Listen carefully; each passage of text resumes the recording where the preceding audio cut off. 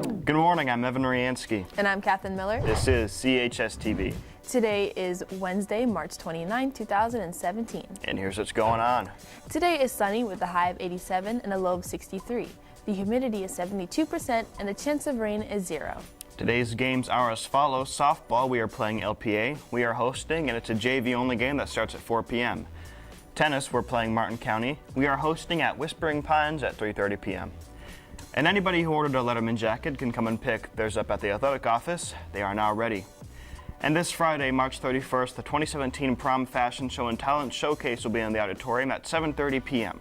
Tickets will be sold on Thursday and Friday during A and B lunch.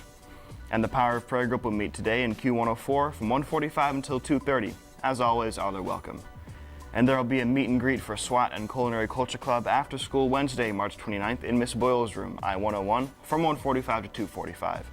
Learn a little about each club, meet club members, and eat some pizza. They look forward to seeing you there. And the Culinary Culture Club will be having a teacher and staff fundraiser on Thursday, April 13th. They will be preparing seared chicken breast with a creamy mushroom sauce with diced tomatoes and basil served with the herb rice pilaf. They have 35 lunches available for sale, and it's cash only. It's to be picked up in A123 from Chef B during your lunch. The cost is $6. To order, please email Chef B by Tuesday, April 11th. Remember the Ice Bucket Challenge? Oh no.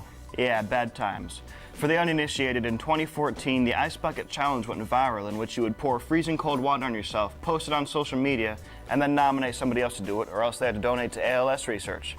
Most viewed it as annoying and more of a publicity stunt than anything. However, as it turned out, it raised $115 million towards ALS research. And it went to good use.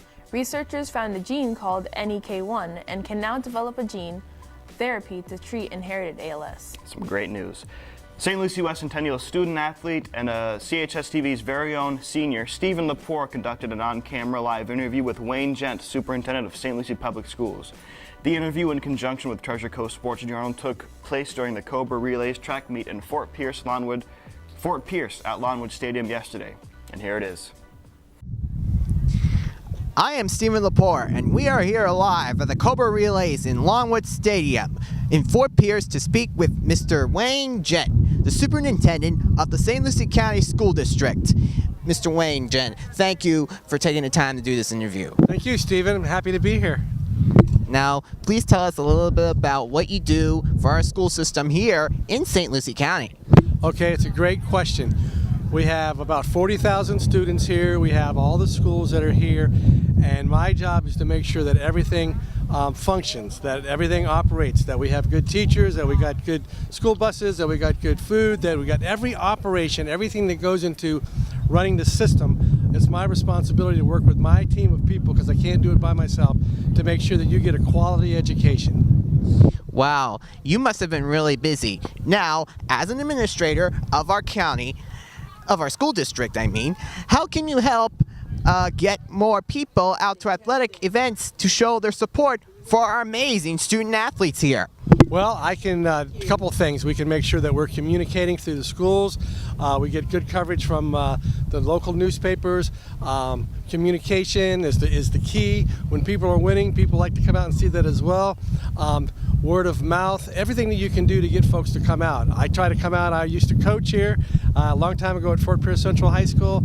I've always been involved in athletics, and I know how important it is to the students, to the student athletes. So it's really about communicating, getting the word of mouth out that there's good things happening on in the classroom, there's good things happening out in the athletic field, and encourage folks to come out and watch the young men and young women participate. Wow, local channels like WPBF would be nice, right? Well, you know, you do what you can. If you can get the local folks to come out in the local media, particularly the television stations, what you're referring to, that is nice. They have such a wide market that's tough. But what you want to do is take advantage of the local folks that you can to get them out here and to participate and to see the things that are happening. So, why are student athletics are an important part of the overall education for a child? Well, You know, you're in a classroom a lot. You know, you come to school, the most important thing that happens is what's going on between the teacher and the student in the classroom, but there's more to school than just that. There's all kinds of activities that go on, and you want the students to be involved in that. Athletics is one of those activities. So students, you know, can perform, whether it's running or whether it's hitting a baseball or shooting baskets or whatever that is. It helps you to become much more well-rounded and gives you experiences that you may not have experienced before. And that's going to help you on later on in life because, you know, in sports and athletics, unfortunately, we keep score. You got winners, you got losers. Some days you're going to be on the top, some days you're going to be on the other end. But it's how you deal with those things. It helps you to deal with adversity. It helps you to deal with success. And it just helps you to be a well-rounded person to help you grow up to be just a good, strong adult and then be a good contributor to the society. Wow, education is always the key. So as you know, I'm a student athlete at the Special Olympics Unified Project. So I gotta ask you, what can we do as a county to increase the participation from both students and schools for our Special Olympics Unified Project? Well, it's something that's very important to me, and I was out here a couple of weeks ago when they did that, and it's something that we're going to be meeting with the school principals on. We're going to be meeting with the athletic directors. We really want to get I want to get their input on how can we make this I've seen it in other counties. I've seen it where the student athletes get to come out and perform. Do we do it on a weeknight? Do we do it on a Saturday morning? What can we do to expose the students to that, to get the community involved? So it's something that I'm really looking forward to exploring here in the future to see how we can expand that event and to grow that event. Wow, that must have been really nice. Well, it's nice. What's really nice is having young men like yourself, Stephen, that are asking some tough questions and some good questions and are concerned about what's happening in our community. And even though you're a senior and maybe graduating here, I believe, on the 26th, May 26th? Yeah, graduation, Fenn Center, Fort Pierce.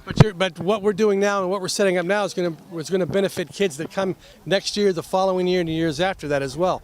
So we're kind of building a foundation for some better things in the future. Yeah, well, Mr. Gent, once again, it's been a pleasure to take time and doing this interview. Thank you, Stephen, so much, and thank you for what you're doing. And congratulations, and I wish you all the best. Well, thank you. You're welcome. Back to you guys. Thanks, Stephen. Great job. That was a wonderful piece. That'll do it for all of us here at the CHS TV studios. Thank you for tuning in. I'm Evan Ryansky. And I'm Catherine Miller. You stay classy, Centennial. And thanks for stopping by.